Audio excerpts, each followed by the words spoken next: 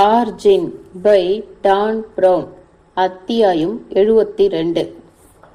தேவாலய உதவியாளரின் opal sedan காருக்கு வெளியே கடந்து செல்லும் நாட்டுப்புற பகுதிகளை பார்த்து கொண்டிருந்த இளவரசர் ஜூலியன் பிஷப்பின் விசித்திரமான நடத்தையை புரிந்து கொள்ள முயற்சித்தார். வால்டர் ஸ்பினோ எதையோ மறைக்கிறார்.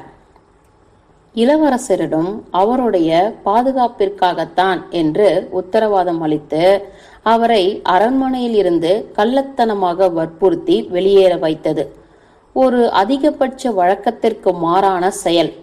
முதலாக இப்பொழுது வரை 1 மணி நேரத்திற்கும் மேலாகிறது அவர் தன்னை கேள்வி கேட்காமல் நம்பிக்கை மட்டுமே வைக்குமாறு என்னிடம் கேட்டுக்கொண்டுள்ளார்.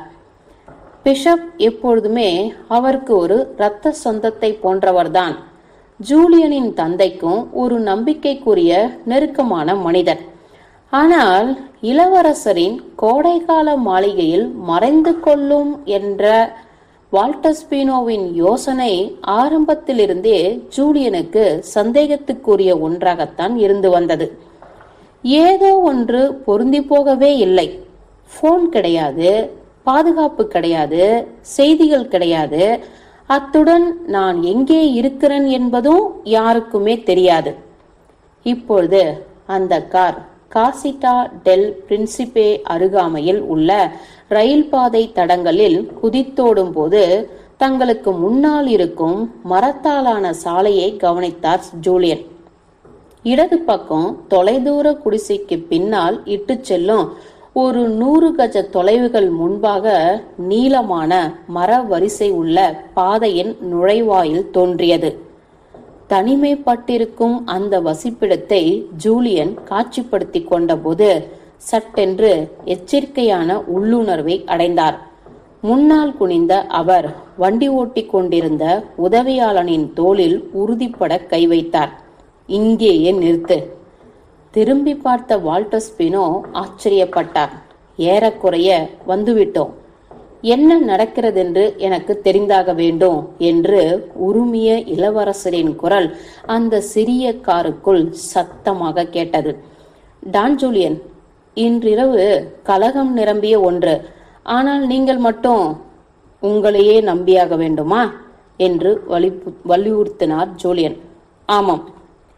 அந்த இளம் ஓட்டுநரின் தோலை அழுத்திய ஜூலியன் தனிமைப்பட்டிருந்த நாட்டுப்புற சாலையில் அதன் புற்கள் அடர்ந்த ஓரத்தை சுட்டிக்காட்டினார்.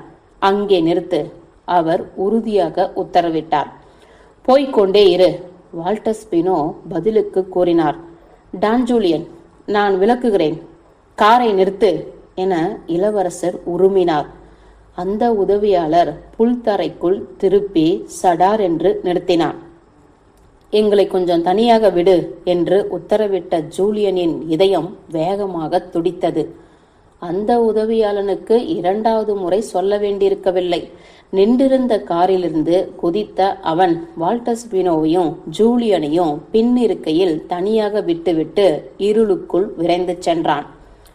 வெளிரிய நிலவொளியில் வால்டர் ஸ்பினோ சட்டென்று பயந்து போனவராய் காணப்பட்டார். நீங்கள் பயந்து போயிருக்க வேண்டும். தன்னையே பயமுறுத்தும் அளவுக்கு மிகுந்த அதிகார தோரணையில் கூறினான் ஜூலியன்.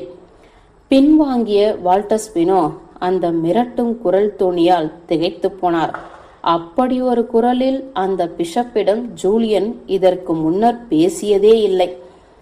நான் தான் ஸ்பெயினின் எதிர்கால அரசன் என்றான் ஜூலியன். இன்றிரவு என்னுடைய பாதுகாப்பு விவரங்களை நீங்கள் நீக்கிவிட்டீர்கள். என்னுடைய போன் மற்றும் அலுவலர்களை அணுக மறுத்துவிட்டீர்கள். எந்த ஒரு செய்தியையும் கேட்க தடை செய்து விட்டீர்கள். என்னுடைய மணமகளை தொடர்பு கொள்வதை கூட நிராகரித்து விட்டீர்கள். நான் உண்மையிலேயே மன்னிப்பு கோருகிறேன் என்று தொடங்கினார் வால்டர் ஸ்பினோ. நீங்கள் இதைவிட சிறப்பானவற்றை செய்திருக்க வேண்டும் என்று குறுக்கிட்ட ஜூலியன் இப்பொழுது அவனுக்கு விசித்திரமான வகையில் சிறியவராக காணப்பட்ட பிஷப்பை முறைத்து பார்த்தான். மெதுவாக மூச்சு விட்டு கொண்ட வால்டர் ஸ்பினோ இருளில் ஜூலியனை நோக்கி திரும்பினார். நான் இன்றிரவு முன்னமே தொடர்பு கொள்ளப்பட்டேன் டான் ஜூலியன், எனக்கு சொல்லப்பட்டது. யார் தொடர்பு கொண்டார்கள்? பிஷப் தயங்கினார். உங்களுடைய தந்தை? அவர் ரொம்பவே மன உளைச்சலில் இருந்தார். அவரா? ஜூலியன் 2 நாட்களுக்கு முன்னர் தான் பெலிஷியோ டீலா சார்சுவாவில் இருக்கும் தன்னுடைய தந்தையை பார்த்து வந்திருந்தார். உடல்நிலை மோசமாகிக் கொண்டிருந்தாலும் பிரமாதமான உயிர்ப்புடன் தான் இருந்தார். அவருக்கு ஏன் மன உளைச்சல் ஏற்பட வேண்டும்? துரதிர்ஷ்டவசமாக அவர் ஹெட்மன் கிரஷின் ஒளிபரப்பை பார்த்திருக்கிறார். தன்னுடைய தாடை இறுகி போவதை ஜூலியன் உணர்ந்தான். அவனுடைய நோயுற்ற தந்தை ஒரு நாளில் ஏறக்குறைய 24 மணி நேரமோ உறக்கத்திலேயே இருக்கிறார் என்பதுடன் அந்த சமயத்தில் விழித்திருக்க வாய்ப்பே இல்லை. மேலும் தொலைக்காட்சிகள் மற்றும் கம்ப்யூட்டர்கள் போன்றவை அரண்மனை படுக்கை அறைகளில் அரசருக்கு மறுக்கப்பட்டிருந்தன. புகலிடங்கள் தூங்குவதற்கும் படிப்பதற்கும் மட்டுமே ஒதுக்கீடு செய்யப்பட்டவை என்று அவரே வலியுறுத்தியிருக்கிறார். அத்துடன் படுக்கையிலிருந்து எழுந்து ஒரு நாத்திகரின் விளம்பர கூத்தை பார்ப்பதை தடுக்க வேண்டும் என்பது அரசரின் செவிலியர்களுக்கும் வேண்டிய அளவுக்கு தெரிந்திருக்கும். அது என்னுடைய தவறுதான் என்றார் வால்டர் ஸ்பினோ. நான் சில வாரங்களுக்கு முன்பாகத்தான் அவர் இந்த உலகில் இருந்து தனித்து விடப்பட்டிருப்பதாக உணரக்கூடாது என்பதற்காக ஒரு கம்ப்யூட்டர் லேப்டாப்பை அவருக்கு கொடுத்திருந்தேன். அவற்றில் அவர் குறுஞ்செய்தி மற்றும் மின்னஞ்சல் அனுப்ப கற்றுக்கொண்டார். அது கிரஷின் நிகழ்ச்சியை லேப்டாப்பில் பார்ப்பது வரை கொண்டு வந்து விட்டது. தன்னுடைய வாழ்க்கையின் இறுதி வாரங்களில் இரத்த களரியாக மாறிப்போன ஒரு கருத்து வேற்றுமை கொண்ட எதிர் கத்தோலிக்க ஒளிபரப்பை தன்னுடைய தந்தை பார்த்திருப்பதை நினைத்து ஜூலியன் சோர்வுற்று போனான். தன்னுடைய நாட்டிற்காக அவர் செய்து முடித்த பல அசாதாரண விஷயங்களும் அரசரிடத்தில் கேள்வியை உருவாக்கியிருக்க வேண்டும். நீங்கள் நினைத்து பாருங்கள். தன்னுடைய கட்டுப்பாட்டை திரும்ப பெற்ற வால்டர் ஸ்பினோ தொடர்ந்தார். அவருக்கு எவ்வளவோ கவலைகள் இருக்கலாம். ஆனால் அவர் கிறிஸ்டின் விமர்சனத்தினுடைய பாங்கினாலும் உங்களுடைய மணமகள் அந்த நிகழ்ச்சியை தொகுத்து வழங்கவிருந்ததுதான் அவரை மன உளைச்சலுக்கு ஆளாக்கியிருக்கிறது. எதிர்கால அரசியின் ஈடுபாடு உங்கள் மீதும் அரண்மனையின் மீதும் மிகுந்த பாதிப்பாய் ஏற்படுத்தும் என அவர் நினைத்துவிட்டார். ஆம்ரா தன் இஷ்டப்படி நடப்பவள். என் அப்பாவுக்கும் அது தெரியும். அப்படியே இருக்கலாம் தான். அவர் என்னை அழைத்த போது நான் பல வருடங்களாகவே அவரிடம் பார்த்திராத தெளிவையும் கோபத்தையும் கண்டேன். உங்களை உடனே தன்னிடம் அழைத்து வருமாறு அவர் எனக்கு உத்தரவிட்டார். அப்படியென்றால் நாம் ஏன் இங்கே இருக்கிறோம் என்று கேட்ட ஜூலியன் கேசிட்டாவை நோக்கி செல்லும் வழியை சுட்டிக்காட்டினார். அவர் சார்சுவலாவில் அல்லவா இருக்கிறார்? அங்கே இல்லை என்று வால்டர் ஸ்பினோ அமைதியாக கூறினார். தன்னுடைய இறுதி நாட்களை தன் நாட்டின் வரலாறு சூழ்ந்திருக்க செலவிடும் வகையில் தனக்கு உடை உடுத்தி சக்கர நாற்காலியில் அமர வைத்து மற்றொரு இடத்திற்கு கொண்டு செல்லுமாறு தன்னுடைய உதவியாளர்களுக்கும் செவிலியர்களுக்கும் அவர் உத்தரவிட்டிருக்கிறார். பிஷப் அந்த வார்த்தைகளை பேசியதும் ஜூலியன் உண்மையை உணர்ந்தார். லா கேசிட்டா நாம் போய் சேர வேண்டிய இடம் அல்ல. நடுங்கி போன ஜூலியன் பிஷப்பிடம் இருந்து அப்பால் திரும்பி கேசிட்டா பாதை வழிக்கு அப்பால் நோக்கினார். அந்த நாட்டுப்புற சாலையின் இறக்கத்தில் அது அவர்களுக்கு முன்பாக நீண்டு சென்றது.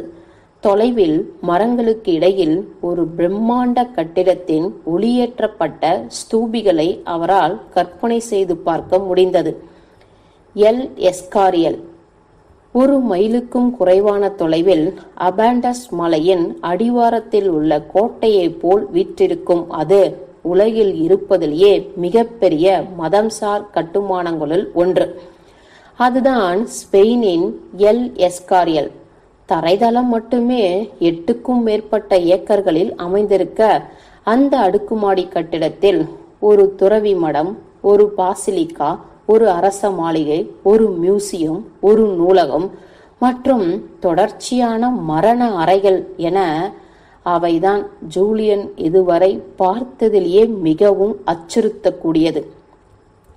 அது அரச நிலவறை. ஜூலியனின் தந்தை அவனுக்கு 8 வயது இருக்கும் போது அந்த நிலவறைக்கு அழைத்து வந்திருக்கிறார். அரச வாரிசுகளின் கல்லறைகளால் நிரம்பியிருக்கும் புதைக்கும் குழி அறைகளை கொண்டு ஆலயத்தின் ஊடாக அந்த பையனுக்கு அவர் வழிகாட்டியிருக்கிறார். அந்த நிலவறையின் பயங்கரமான பிறந்த நாள் கேக் கல்லறையை பார்த்ததை ஜூலியன் மறக்கவே முடியாது.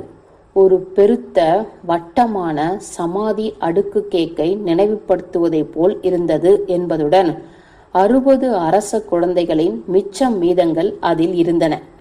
அவை எல்லாமே இழுப்பறைகளால் வைக்கப்பட்டு அந்த கேக்கின் பக்கவாட்டுகளில் நிரந்தரத்துவத்திற்காக நகர்த்தி வைக்கப்பட்டிருந்தன. இந்த பயங்கரமான கல்லறையை பார்த்த ஜூலியனின் திகில் சில நிமிடங்களுக்கு பின்னர் அவருடைய அம்மாவின் இறுதி உறைவிடத்திற்கு அவரது தந்தை அழைத்துச் சென்ற போது காணாமலே போய்விட்டது. ஒரு ராணிக்கு ஏற்றபடியான பளிங்கு கல்லறையைத்தான் ஜூலியன் எதிர்பார்த்தார். ஆனால் அவருடைய அம்மாவின் உடலோ ஒரு நீண்ட நடைக்கூடத்தின் முடிவில் வெறுமையான அறையில் ஒரு வெளிரி போன பெட்டியில் கிடத்தப்பட்டிருந்தது. அவருடைய தாய் அப்பொழுது ஒரு சிதைவுறும் அறையில் புதைக்கப்பட்டிருக்கிறார் என்றும் அங்கே ராஜ உடல்கள் அவற்றின் சதைகளில் தூசை தவிர வேறு எதுவுமே எஞ்சிராத வகையில் 30 வருடங்களுக்கு வைக்கப்பட்டு பின்னர் அவற்றின் நிரந்தரமான சமாதிகளுக்கு மாற்றப்படும் என ஜூலியனிடம் அவருடைய தந்தை விளக்கினார்.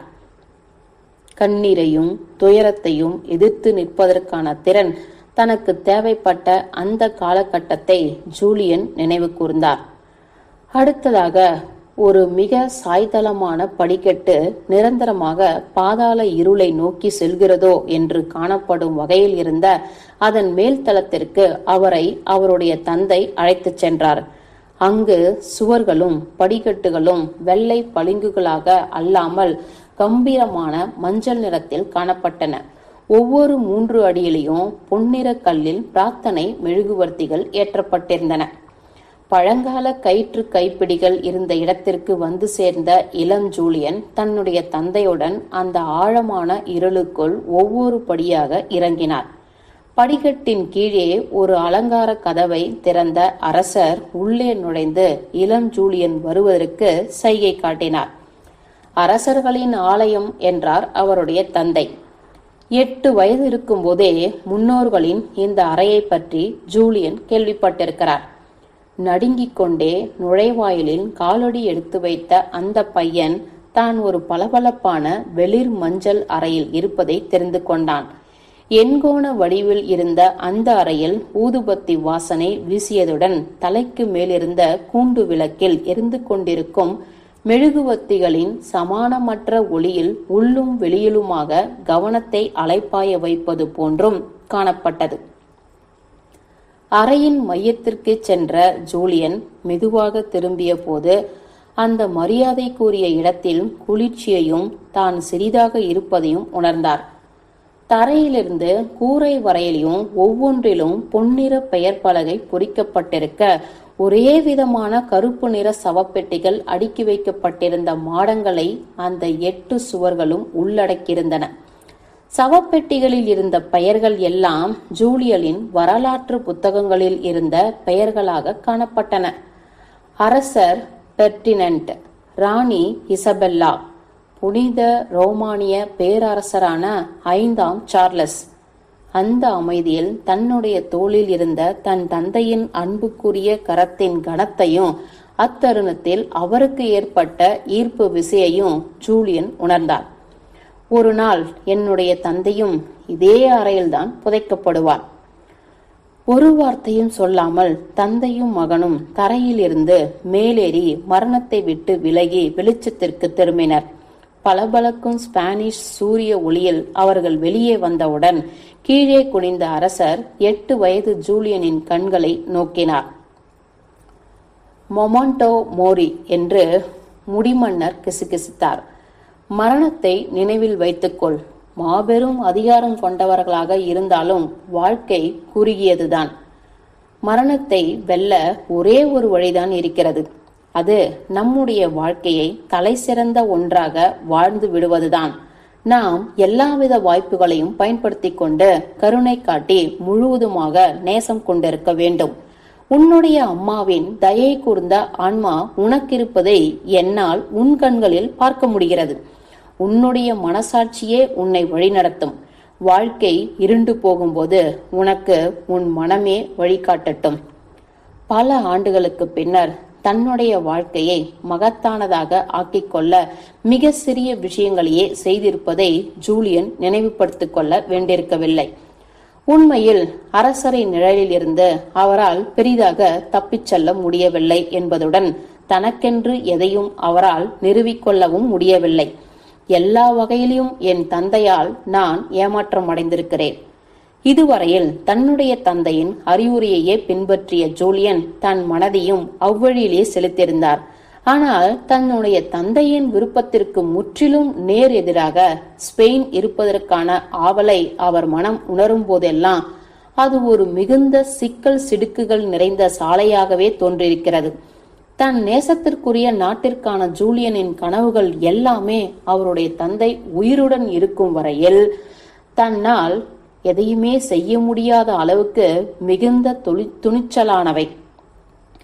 இன்னும் சொல்ல போனால் தன்னுடைய செயல்கள் அரச மாளிகையால் மட்டுமல்ல ஒட்டுமொத்த தேசத்தாலும் எவ்வாறு எடுத்துக்கொள்ளப்படும் என்பது பற்றி ஜூலியனுக்கு எதுவுமே தெரியவில்லை. ஜூலியன் செய்யக்கூடியது எல்லாம் காத்திருத்தல், திறந்த மனதுடன் இருத்தல் மற்றும் பாரம்பரியத்திற்கு உரிய மரியாதை அளித்தல் மட்டும்தான். அதன் பிறகுதான் 3 மாதங்களுக்கு முன்னர் எல்லாமே மாறிப்போனது.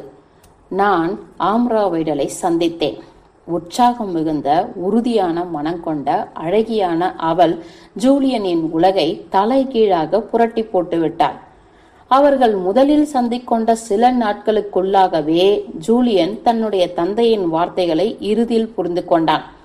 உனக்கு வழிகாட்ட உன் மனதை அனுமதி. முழுமையாக காதலிக்க கிடைக்கும் எல்லா வாய்ப்புகளையும் பற்றி பிடித்துக்கொள். காதல் வசப்படுகின்ற உலக்கிளர்ச்சியை போன்று வேறு எதையும் ஜூலியன் அனுபவித்ததே இல்லை. தன்னுடைய வாழ்க்கையை ஒரு தலை சிறந்த படைப்பாக்குவதை நோக்கி தான் முதலாக அடியெடுத்து வைத்திருக்கிறோம் என்பதையும் அவன் அப்பொழுதுதான் உணர்ந்திருப்பான். ஆனாலும் இப்பொழுது இளவரசர் தனக்கு முன்னால் இருக்கும் அந்த சாலையை வெறுமையோடு பார்த்து கொண்டிருக்கையில் தனிமையும் தனித்து விடப்படுவதுமான எதிர்கால உணர்வில் அந்த இளவரசன் மூழ்கடிக்கப்பட்டான். அவனுடைய அப்பா இறந்து கொண்டிருக்கிறார். அவன் நேசித்த பெண் அவனிடம் பேசவில்லை. அத்துடன் அவன் இப்பொழுதுதான் தன்னுடைய நம்பிக்கைக்குரிய வழிகாட்டி பிஷப் வால்டர் ஸ்பினோவை கண்டித்திருக்கிறான். இளவரசர் ஜூலியன், பிஷப் மென்மையாக அவசரப்படுத்தினார். நாம் போயாக வேண்டும். உங்கள் தந்தைக்கு உடல் நலம் இல்லை. அவர் உங்களுடன் பேச வேண்டிய ஆவலில் இருக்கிறார். ஜூலியன் தன்னுடைய தந்தையின் வாழ்நாள் நண்பரை நோக்கி மெதுவாக திரும்பினான். அவருக்கு இன்னும் எவ்வளவு காலம் இருப்பதாக நினைக்கிறீர்கள் என்று அவன் கிசுகிசுத்தான். வால்டர் ஸ்பினோவின் குரல் நடுங்கி போக அவர் அழுதுவிடக்கூடிய விளிம்பில் இருந்தார். அவர் உங்களை கவலைப்படுத்த வேண்டாம் என்று என்னை கேட்டுக்கொண்டார். ஆனால் யாரும் எதிர்பார்த்ததை விடவும் அவருடைய முடிவு வேகமாக நெருங்கிக் கொண்டிருக்கிறது. அவர் விடைபெற விரும்புகிறார். நாம் எங்கே போகிறோம் என்று ஏன் சொல்ல மாட்டேன் என்கிறீர்கள் என்று கேட்டான் ஜூலியன். இவ்வளவு பொய்களும் ரகசியமும் எதற்காக? மன்னித்துக் கொள்ளுங்கள், எனக்கு வேறு வழி இல்லை. உங்களுடைய தந்தை எனக்கு நேரடி உத்தரவு அளித்திருக்கிறார். உங்களுடன் அவர் தனிப்பட்ட முறையில் பேசுவதற்கான வாய்ப்பு கிடைக்கும் வரையில் வெளிப்புற உலகில் இருந்தும் செய்திகளில் இருந்தும் உங்களை மூடி மறைத்து வைத்திருக்கும்படி அவர் உத்தரவிட்டிருக்கிறார். என்னை காப்பாற்றி வைப்பதா? எந்த செய்திகளிடம் இருந்து? உங்களுடைய தந்தையே அதை உங்களுடன் விளக்கி கூறுவதுதான் நல்லது என நினைக்கிறேன். ஜூலியன் அந்த பிஷப்பை நீண்ட நேரத்திற்கு ஆராய்ந்தான். நான் அவரை பார்க்கும் முன்னர் எனக்கு ஒரு விஷயம் தெரிந்தாக வேண்டும். அவர் தெளிவாக இருக்கிறாரா? பகுத்தறிவு உள்ளவராக இருக்கிறாரா? வால்டர் ஸ்பினோ அவனை ஒரு நிச்சயமற்ற பார்வை பார்த்தார். ஏன் கேட்கிறீர்கள்? ஏனென்றால் என்றான் ஜூலியன், இன்றிரவு அவருடைய கோரிக்கைகள் விசித்திரமாகவும் முன் யோசனை அற்றதாகவும் காணப்படுகிறதே. வால்டர் ஸ்பினோ சோகமாக ஆமோதித்தார். முன் யோசனை அற்றதோ இல்லையோ, இப்பொழுதும் உங்களுடைய தந்தைதான் அரசர். நான் அவரை நேசிக்கிறேன். அவர் உத்தரவுகளை செய்து முடிக்கிறேன். நாம் எல்லோரும் தான். அத்தியாயம் 72 முடிந்தது.